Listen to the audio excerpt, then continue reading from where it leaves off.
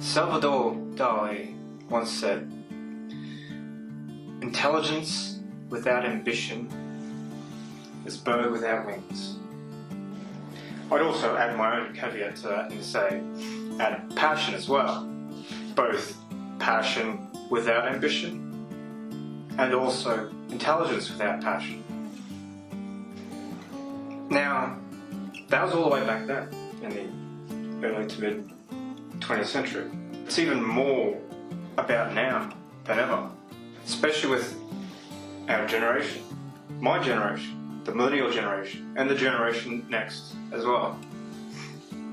Because we like to see ourselves as more intelligent than any generation before. A lot of us, especially with, you see hipsters and that, they seem to be knowledgeable about certain things. You know, we live in the age of the internet where random facts are easy to get, and we like learning about it. It's quick and easy, and so we just look it up about that at parties, etc. Or even we'll sit there at home, browse the internet, and just look up random crap. But what is the point of all that if there is no point to it? Is it just an accumulation of knowledge? Knowledge for what? Now, there's the old adage, knowledge is power. That's true to a certain extent, but if you don't use that knowledge, it has no power. And how do you start using knowledge for power? Ambition, wanting more. I'm not talking about consumerism, because that's a whole new thing. Of course, your ambitions can have something to do with consumerism, but being a consumer itself, and here's the thing, our generation, we like to consume a lot of media, especially. Like we like to play video games, we like to watch anime, we like to watch TV, we like to watch movies, but that's all consumption.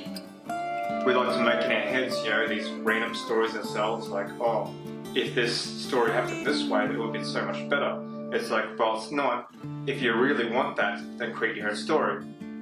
You can create fan fiction, and it is nice to fantasize about it. But why not turn that kind of fantasy into something that gets you further in life? Remember, without wings, you're not going to get anywhere. So, what do you get ambitious about? What's your passion? What if you don't have a passion? What if you're not even too sure what your passion is? Well, what do you consume?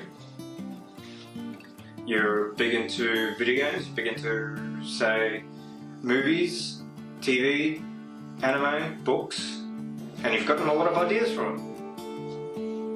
All sucked into your head. You can do something with that. But if every time you approach something, you're like, oh, I just need to watch a bit more to get more ideas, then that's just procrastinating. Do you really want to end up being 40, 50, 60 and still working a dead-end job with no decent relationship? Quite frankly, women are not attracted to unambitious men. That is just fact.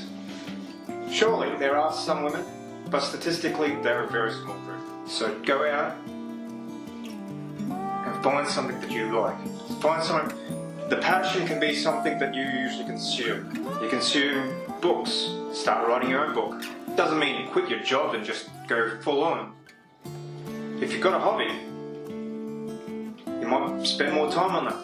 It's no use being passionate about something, because when you're passionate about something and you've got ambition, then you've got also more drive to be better at it, to compete with other people who have that same passion. And that's only good for you. So what if you fall down and while you're on your path? What, do you give up? No, that's stupid. But ambition can make you better.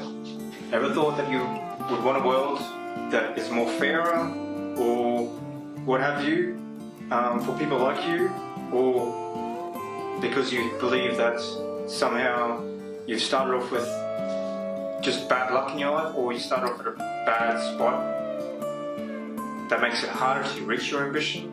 That's great. Just remember, walls might be there in front of you. They might be there. They might be real. But you can't wait for the world to change. Instead, find a way. keep just ramming it. Either smash through the wall, go around the wall. If you keep going, if you keep trying the same thing over and over, because there's not always that one technique will work for all times. Times change, people change. Something that was working for you, say, for a couple of years, you've been using this strategy, it's been working, paying off, all of a sudden it starts just going downhill. Okay, step back, have a look. It might be another way. There usually is another way. Find that way. Even if you have to use unconventional means, that's great. Think outside the box. Start looking at patterns. Just because that everyone does it in a particular way, because there's some kind of unwritten rules, or maybe the rules are written, perhaps people are too reliant on it, on those rules, on those unwritten rules, and they're usually only there because it's been successful for so long, but now they're starting to fail. So now you've got to clear it all out, start looking for something. So yes, ambition is good, want to get further, but yes, those things that you normally consume, that you enjoy, there are multiple ways to do things, and you never know if that thing that you love doing, you can actually get paid for. We have the internet now. You want to start your own comic book, but you can't draw. Well, there's multiple ways to get around that.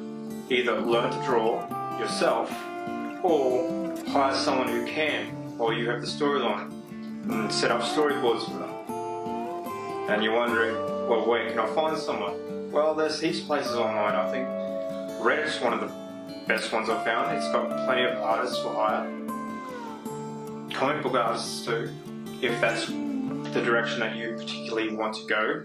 The sky's the limit, but you have to have ambition to actually start heading there. And you've got to remember that there are going to be roadblocks. There are.